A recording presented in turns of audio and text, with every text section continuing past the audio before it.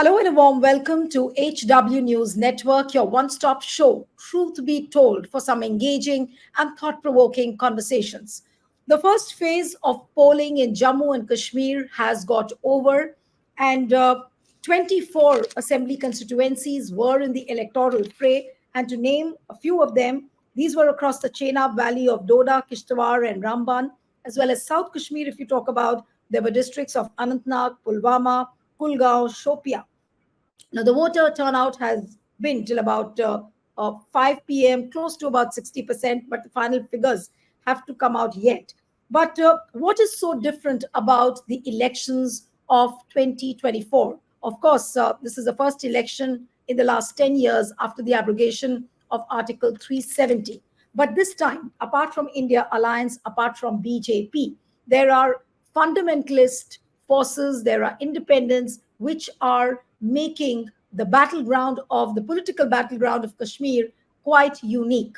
Now, how it is going to pan out in the coming days, how are the odds stacked up, and what do you see in Kashmir in the long run? All these are many pressing questions before the people of Kashmir and before the people of the country. So I thought of talking to somebody who's very, very special for Kashmir, Professor Radha Kumar, who's been earlier an interlocutor as well, if you remember in the previous years. She's an author, academician, columnist. Thank you so much, ma'am, for joining on HW News Network. It's wonderful to have you on a day when polling, the first phase of polling has just got over. So the first question, of course, is that how do you feel that this election, many say that it's a very special election. Do you also feel so that, coming as it does after 10 years, the state is seeing an electoral process unfold? So how special is that for the people of Kashmir? I think really special. The fact that they have not had an election for 10 years, and then that in the past 5 years, very far reaching measures have been taken. The autonomy of the state has been removed, its statehood has gone, it has been divided and demoted, and all of this has happened at a time when there has been a first governor's rule and then lieutenant governor's rule, meaning central administration, no elected administration. So this is the first time really that people are going to get the chance to express their opinions. It will be an indirect expression, but I think it will be a very clear expression of how people feel about all these steps that have been taken over the past 5 years. But how do you see the people receiving BJP now that elections have been held after 10 years? People of Kashmir have been suffering because of the atrocities and because of the abrogation of Article 370. Many people feel that, it was against the sentiments of the Kashmiris. So, how are the people of Kashmir accepting BJP? Are they resentful? Are they frustrated? Do they want to vote BJP out? What is your sense which you get from the ground? Oh, there's no doubt at all that there is great anger in the valley, combined with the kind of humiliation at what was done to them. I mean, don't forget that almost 6,000 people were put in jail or in house arrest. And there was a complete clampdown on all information for more than 6 months. And subsequently, people have lost land rights. Mining rights have gone to non-local industry, even the tourist industry, the consumer goods industries. All of these have been opened up to national rather than local. In Jammu, even more than in the valley. So this has been a source quite naturally of great frustration and disappointment. Um, Now, having said that, that does mean that I mean, personally, I would be surprised if the BJP wins any seats in the valley. Even in Jammu, I expect them to do worse than they did in 2014. Um, So you were saying, Professor Radha Kumar, that it's not going to do well in the valley. It's not going to do well in Jammu either. So this election, one would presume, is a sort of a referendum on the abrogation of Article 370. To some extent. I mean, not just on Article 370, but also on the Reorganization Act, on the loss of statehood, on the way that the lieutenant governor's rule has functioned, the lack of access to any decision maker, the lack of access to policy. All of these things have added up to a point where there is, yes, great resentment.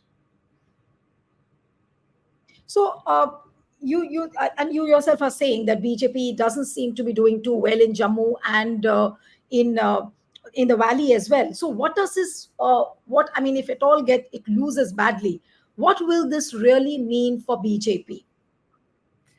So when I said that I don't expect them to do as well as they did in 2014, they got two-thirds of the seats in Jammu then. So it's not that they will necessarily do badly, but they are unlikely to win two-thirds of the seats this time. It seems that there is going to be stiff competition from the Congress in Jammu. Uh, that said, I think that overall, the sense that I get is that there is a rejection of not only the BJP's policies towards Jammu and Kashmir, but a lack of faith in their ability to administer as well. Hmm. Right. So, But why are you so hopeful about Congress? Of course, there has been a low poll survey as well, which says that in all likelihood, Congress and National Conference will get together and form the government. There would be an India alliance government at the center, but, in the state. But looking at the manner in which the independents, then you have Rashid engineers, fundamentalist forces which are very, very active. Then you have the Jamaat-e Islami, which is now jumped into the electoral fray. Uh, do you believe that these forces this time are not helping? I mean, they are helping BJP big time.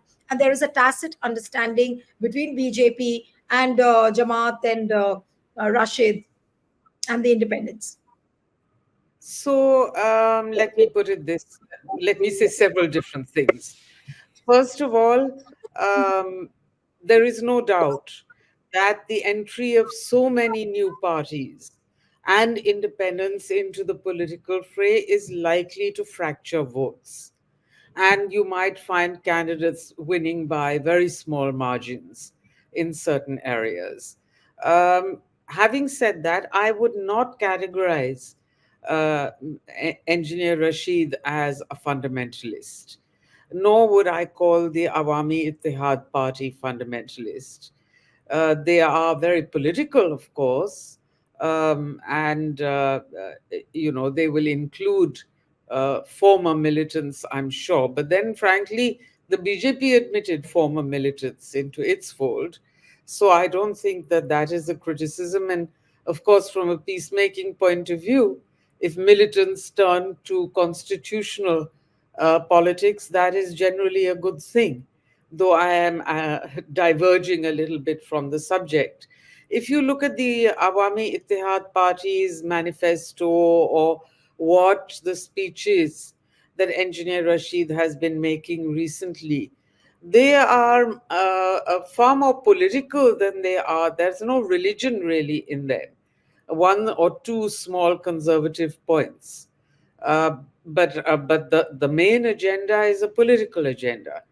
Now, the question comes, will he align, say, with the NC and with the PDP in talking about return of full statehood, return of autonomy, and so on and so forth, and reinitiating a peace process?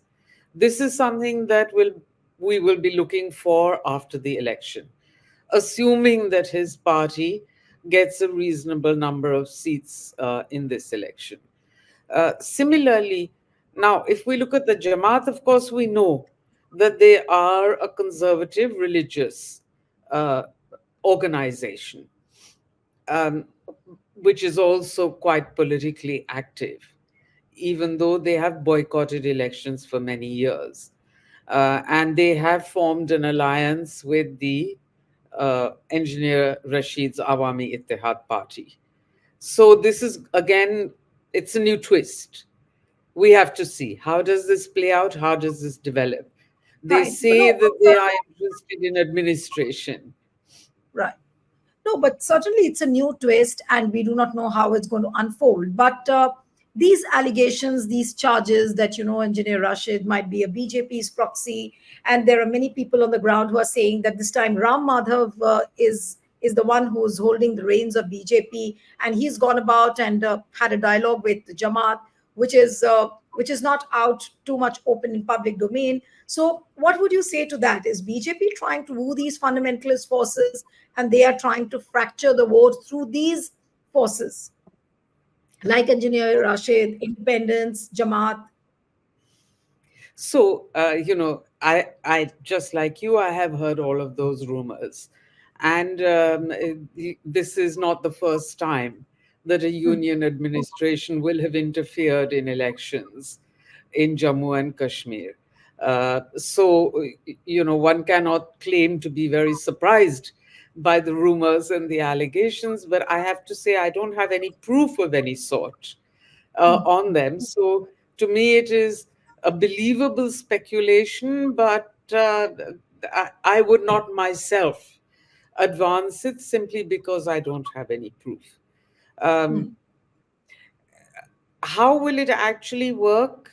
Uh, uh, you know, some people fear that the fracturing of the vote through the entry of all of these people and some backdoor support from the union administration and agencies and BJP and so on will create a situation in which either uh, BJP former allies like the Apni party and so on, which were breakaways from the PDP with BJP support, no, but they don't you will. think, Omar, don't you think that there would be question marks raised on BJP as well if they are hobnobbing discreetly or tacitly with the Jamaat-e-Islami? It's an organization whose ban was extended by Amit Shah, and now you have BJP people who are hobnobbing on the ground for political interest. So, what kind of a character does it show as far as BJP is concerned?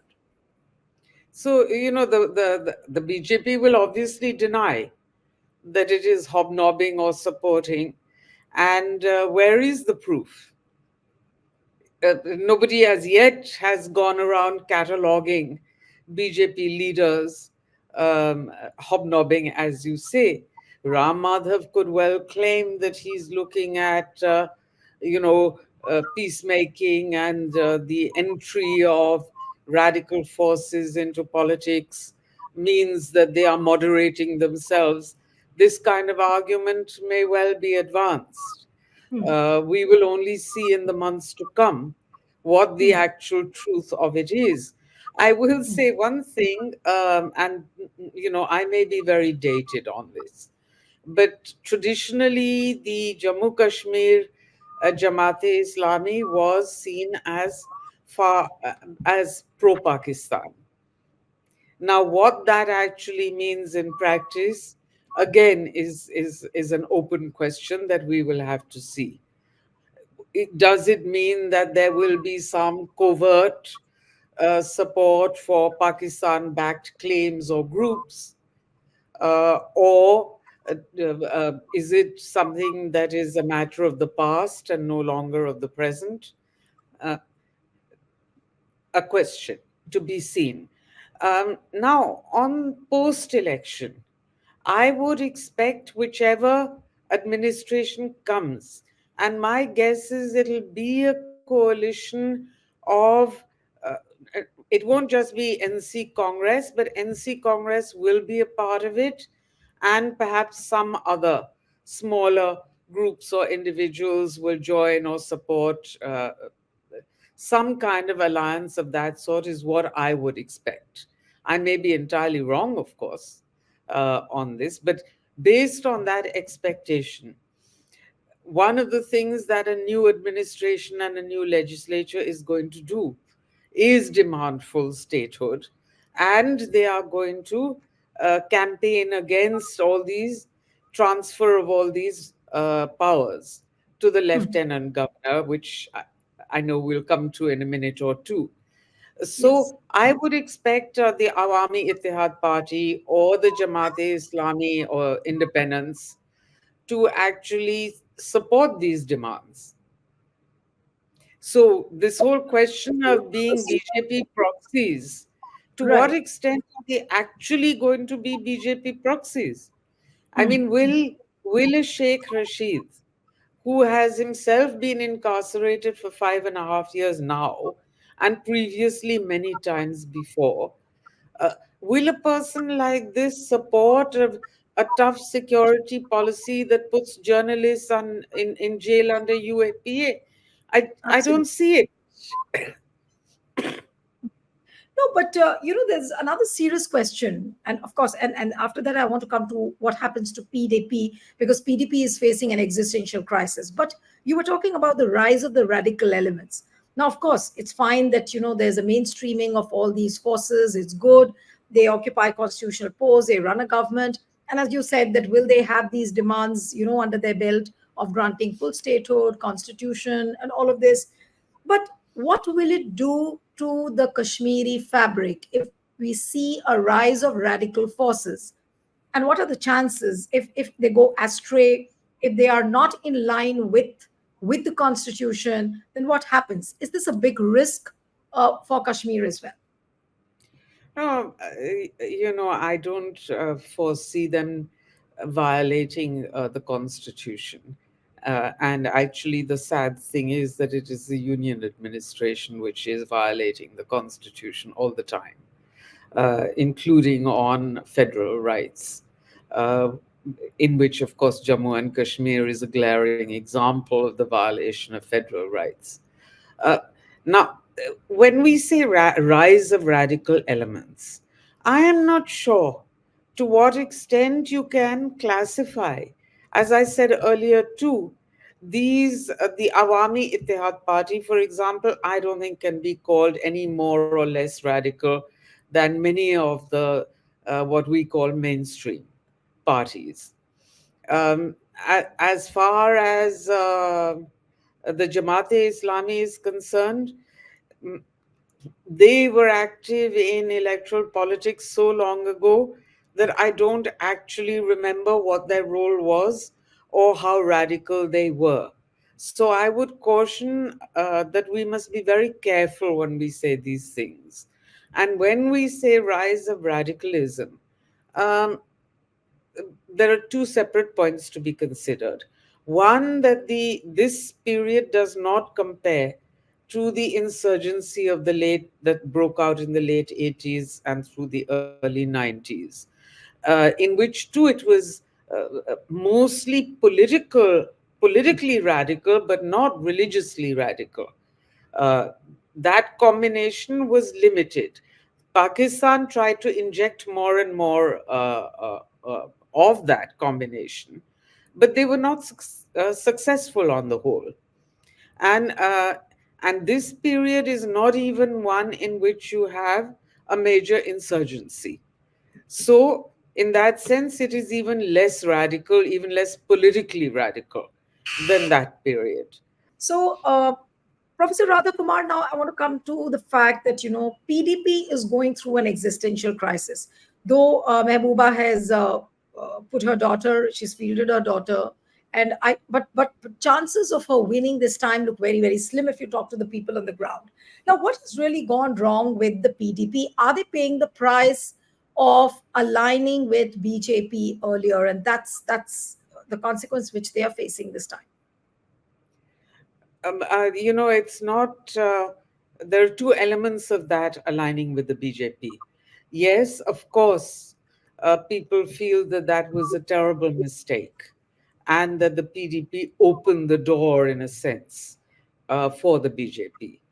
Uh, but the more, to me, substantive problem over there was the BJP used the alliance to get to know the inner functioning, to get to know members of the PDP, individual MLAs, and so on, see the soft or the weak points, um, and uh, uh, and use them to actually encourage uh, breakaways and defections from the PDP.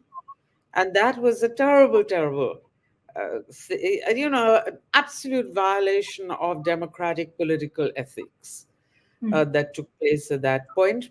And that is what has caused the suffering of the PDP. Right. All these tactics that were used. And it is going to be extremely difficult for them to rebuild, though I do see that there are a lot of new people joining it as well. No, maybe Mehbooba is trying to revive her party in her own way.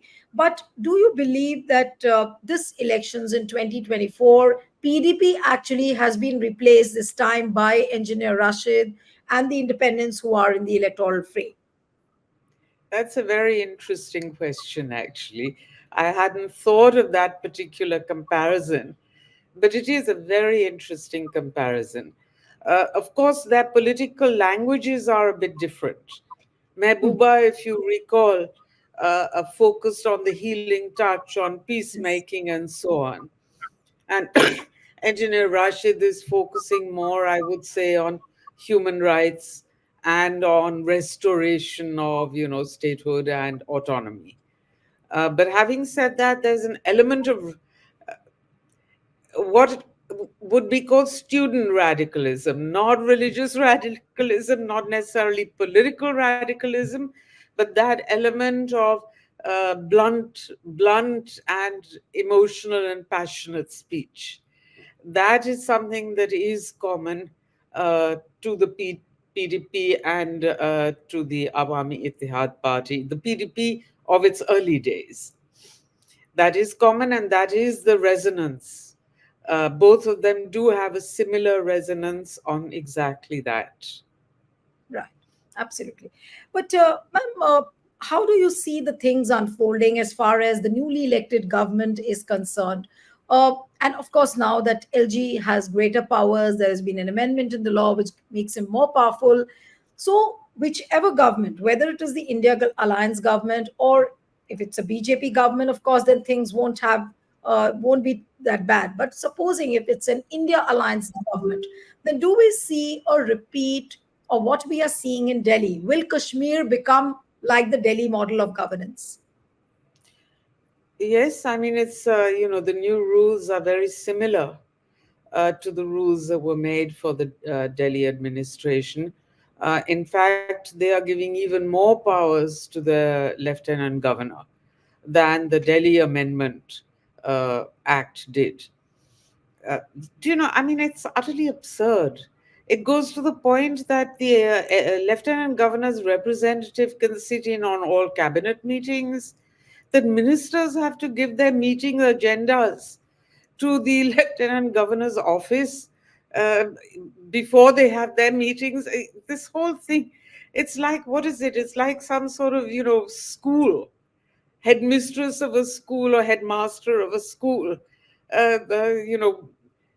using the cane on unruly students. It's just the most absurd attitude. Now, what I would expect then is, first of all, that the newly elected administration and legislature will fight against those rules. They are one of the big battles is going to have to be to gain back adequate powers to actually administer Jammu and Kashmir.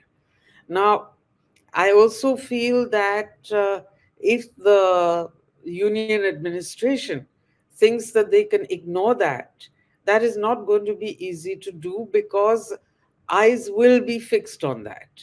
And international eyes too will be fixed on that. And all Indian governments have always been sensitive about international comments and opinions, and this administration more even than previous ones. So, so they need to be thinking very clearly on this. Now, if you will have noticed, The lieutenant governor has said, I will endeavor to work well with every administration that is elected. And that is clearly an understanding that this is going to be a set of problems.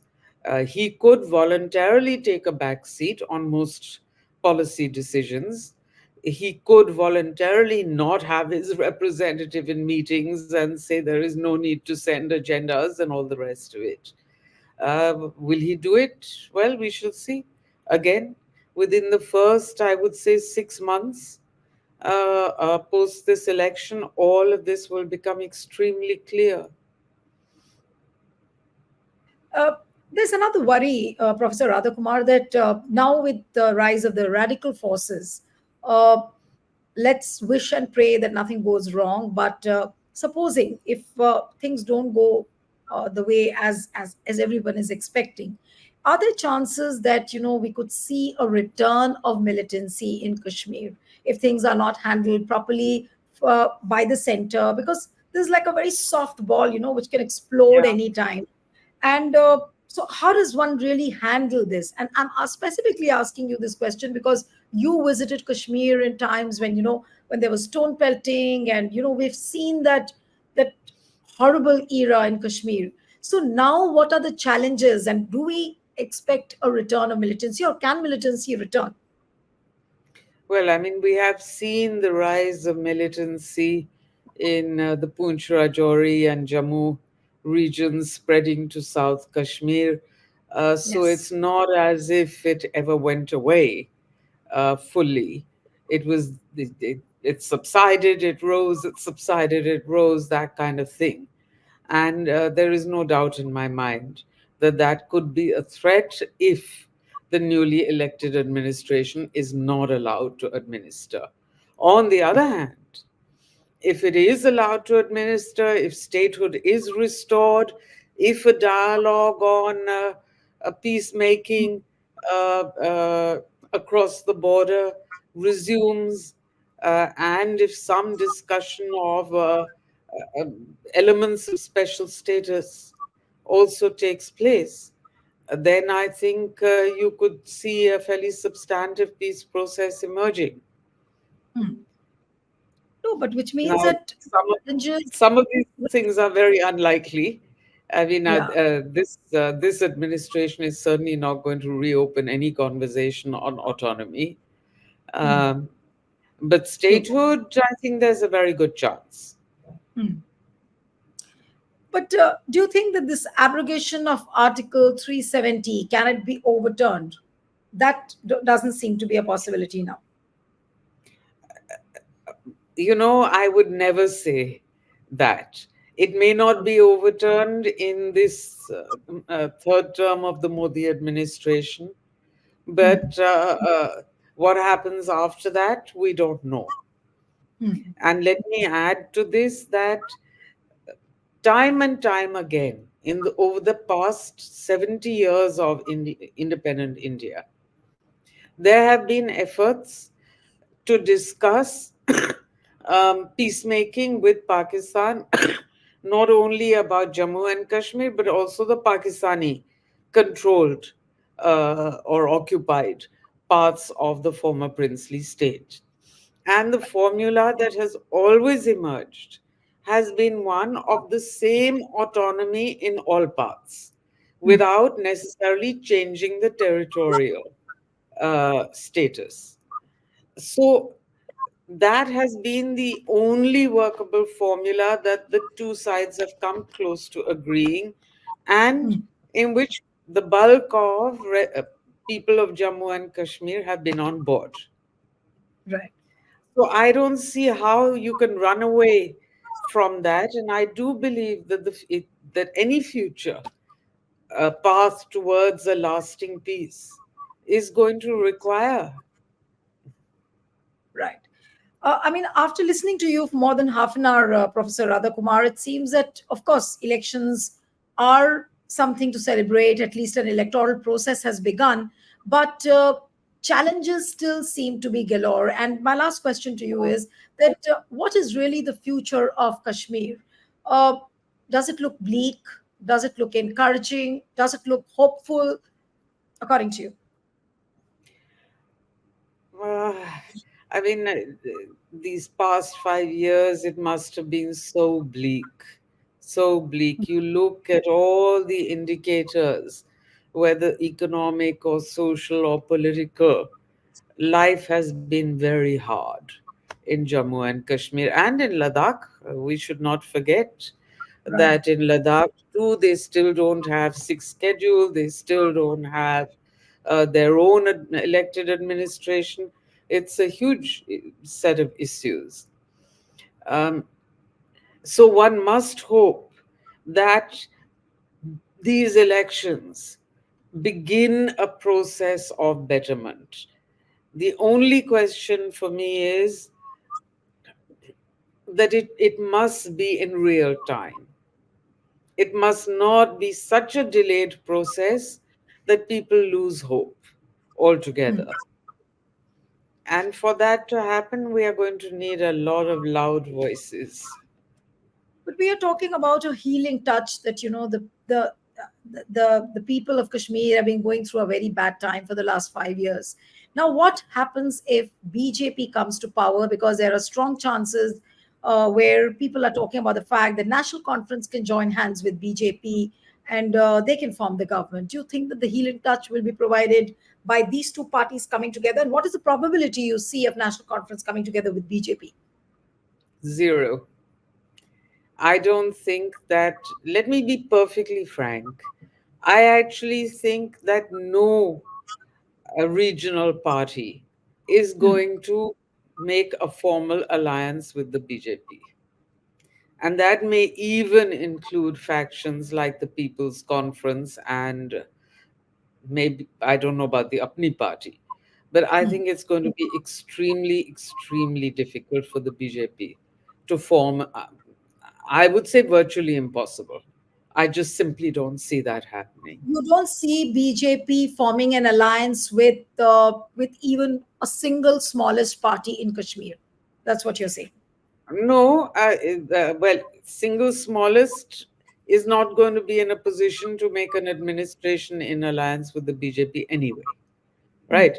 I mean, they have to get at least more than 50% of the seats between them, and I just don't see that happening. I certainly not the NC, not the PDP, um, and I don't think the Awami Ittihad Party will form an alliance with the BJP.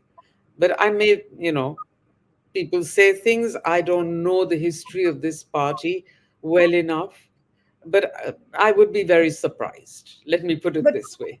Awami Ittihad Party could be the uh, maybe become the kingmaker if there is a fractured mandate.